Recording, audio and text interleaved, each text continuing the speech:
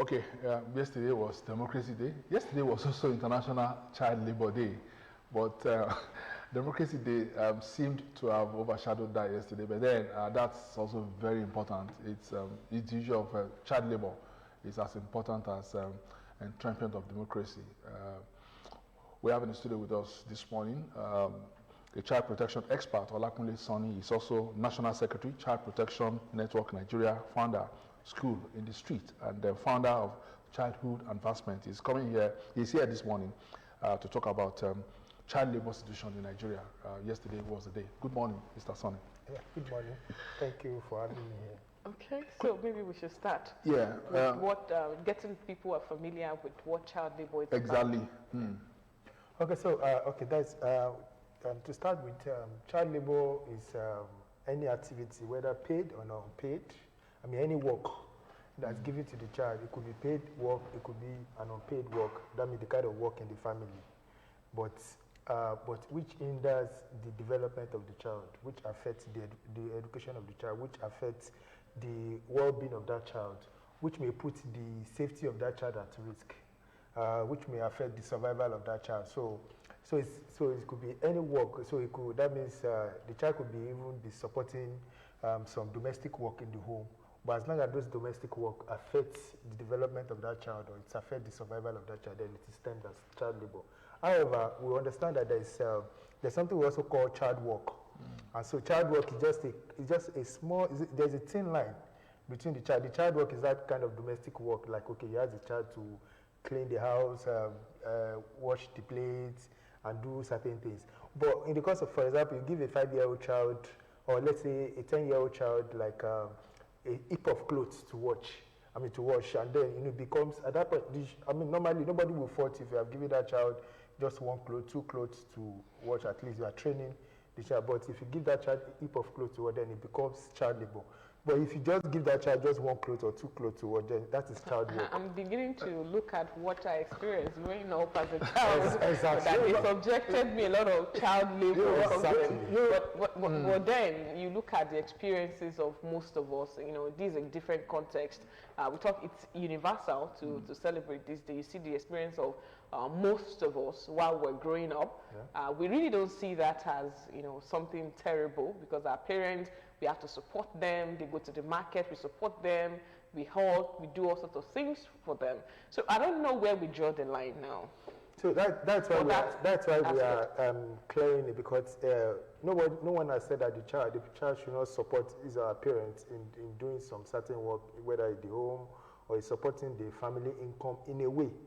But once it affects, if the child has to go and hawk, you understand, while the child is hawking, the child is exposed to, especially these days, the child is exposed to kidnapping, is exposed to abduction, is exposed to being hit by a vehicle. I mean, it has happened severally.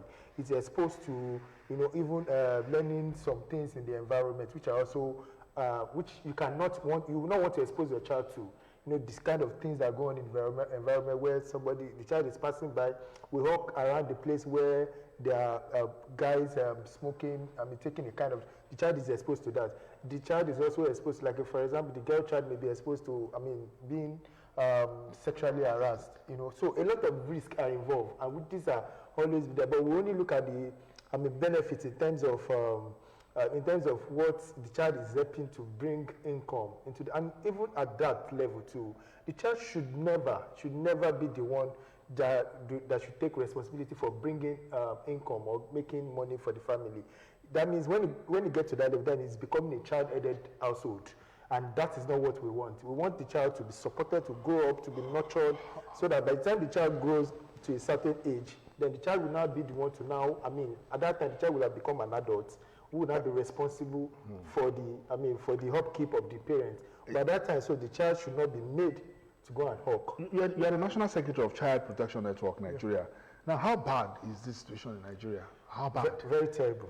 So terrible, because of what she has just said. Because we have seen over the years, we have seen it as something. It has become a norm that even if in some family they believe that if you don't hawk or you don't, then it seems like you don't want to support they will threaten you. You will eat for that. So there is or maybe in the rural areas, if you don't follow your parents to the farm, they become something. Well, because like that is why I said I talked about the child work, because there is a level at which you can engage these children. But if it's becoming, getting the child to the farm and then after you have, they can be seen, okay, how these things are done, so that by the time they get to adulthood, they can also, it will not be looking strange to them. But now, after you have gotten all the farm produce and then you now ask the child to carry the hip up, or maybe the child is even the one doing the real work, using the cutlass, using the hoe to get all these things, and then at the end of the day, because in the course of using that could harm the child. The child could cut, it could get injured as a result of that. A lot of things, but because it has become a norm, so almost everywhere, it's not just in the Southwest, it's not just in the North, it's everywhere. It's everywhere that we believe that children people believe that children has to do a level of work. And these work are usually hazardous and dangerous to their health. What's your network actually doing to actually bring this down considerably? Are you interfacing with government? Because I also understand that there is the child rights law in some states of the federation. How pervasive is that? So yes, there's the Child Rights Act, which is the federal level, and about 28 or 29 states already domesticated that child rights, including Ogun State. In fact, Ogun State is one of the earliest states that domesticated it. And so that is one major hindrance. But even at that, the attitude is trying to change. For example, the theme for this year is looking at providing social protection so as to end child labor. And that means that, government, we're trying to work with government and to encourage government to begin to provide social protection policies like the cash transfer that started, like the school feeding. Because many of the people who engage their children in child labor often give poverty as a major reason. And so, the school feeding is going to help a lot if that is sustained. The cash transfer is going to help a lot. But despite that, we've also found out that if care is not, that's why it has to be this social protection has to come with policies too. Because we've also found out that even at times when families are supported, particularly in the rural areas too, when they are supported like that, they are given some funds to really be able to, it not get to that point where, at that point too, many families now engage their children more in labor because now they now have more money to expand their farm. So at that point, they now want to engage their children in that farming activities because now they have more resources to practice their farming. So that's why it has to. You don't think it is the challenge is because this thing is cultural. Your child has to be a help. Has to be a helper for you. Culturally. I grew up with that word, and look at the generations of, getting married to many women and then having children so they could support in the farm and all of that. Like you said, it's cultural. Exactly, cultural, yeah. So that's why we need to change the narrative. We need to, change the idea. So apart from advocacy, what other? What we're doing more is to sensitize people. Okay, recently, in fact, just about no more than this issue. Maybe about a month ago, on a Sunday, I was just standing, around the Elite Road, and around 6 in the evening, I just saw a child, like very little. The child could not be more than 9 years old, carrying, hawking pepper. I stopped that one. By the time within 15 minutes, I was able to accosted about 4 children, almost the same age. At what time? So what around did you 6 do? in the evening. 6 p.m. Yes. What did they tell you? Yeah, that they were just, some of them are still working, some of them are getting set to return to their home, and they've been home from morning. One even came from around Asheru. I can imagine, at Elite Road. Asheru. One came from around Asheru. So one was from Adaton area, one was from, in fact, none of them was living on that road. Okay, there was one, actually, on that road, Elite, but he was living at the extreme because I met almost at the Derba junction. So, after I accosted them and I stopped them, so what I did is to insist on their parents. So we got their parents to come there. Okay, you stopped them and you tried to call their parents. Yes, I got their parents to come there. So those are the things that we need to. And when they all came, I told them the reasons why.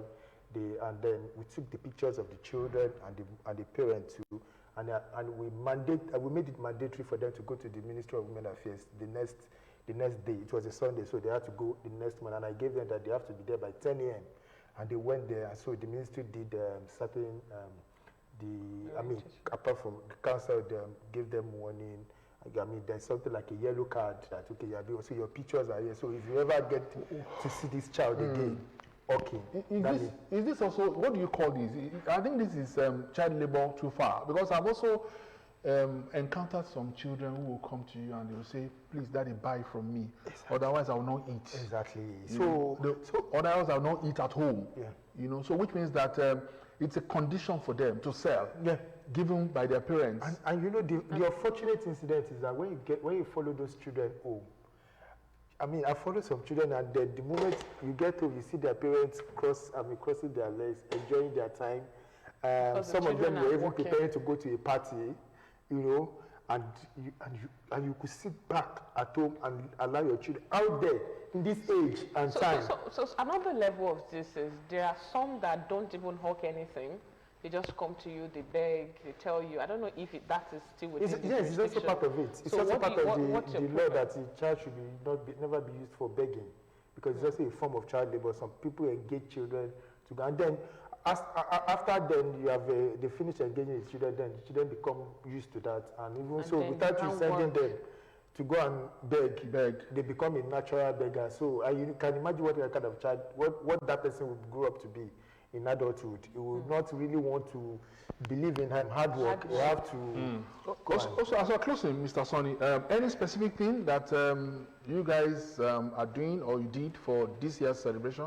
Yes, a lot of program advocacy, but the Ogun State, there's a state steering committee on child labor headed by the Federal Ministry of Labor, and so they are having this week they'll be having, in conjunction with NUJ, we'll be having a press conference where they will also be addressing the public on issues of child labor. That is coming up on the 15th, and across the federation too, there has been sensitization in communities, particularly endemic communities where child labor is too particular. I know it well in Ondo, in Niger, in some states too, where people are really using children in the mining sector, you know, because that is really, really, really happening. You know. Heavy work. That's serious. We must thank you so much for coming. However short is the time that we've spent on this, I think it's still very important that we discuss this topic. Child labor, International Child Labor Day yesterday, Democracy Day in Nigeria yesterday, and so you can understand why we didn't actually get to hear much about that. But for us here, you know, it's our style in Ogtv because it's the people's tele, and our mandate is, you know, around the people, and of course, especially the young ones. That's why we've had to discuss this issue this morning. Mr. Olakunle Sonny, child protection expert, thank you so much for your time on this program, and I hope this phenomenon will begin to come down in the country as time goes on. That's the program this morning. Simiat and I will be back on when? Okay, I think they are on holiday. They're enjoying us from home. Yes. Enjoy your holiday. Thank you so much for watching us. Bye for now.